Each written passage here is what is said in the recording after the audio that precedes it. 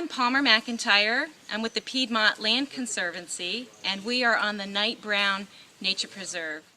The Piedmont Land Conservancy was given this land several years ago by a woman in California who inherited the land from Paul Brown, who used to be from this area. And when she inherited this land, she wanted it to become a nature preserve.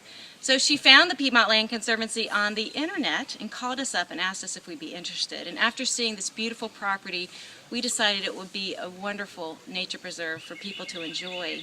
And we will be officially opening our nature preserve in October of 2013.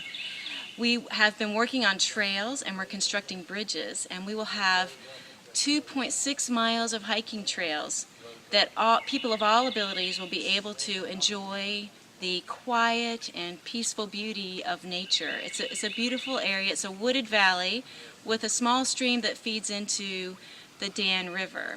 There are lots of spring wildflowers, many different kinds of native ferns, and we have vernal pools that are breeding habitats for amphibians in the early spring. So there's a lot for nature lovers to see. There's a lot for just people who enjoy getting outdoors to see. We hope this will be a place where people can bring their families, where kids are free to explore the stream, see what's under rocks, see what kind of creatures they can find.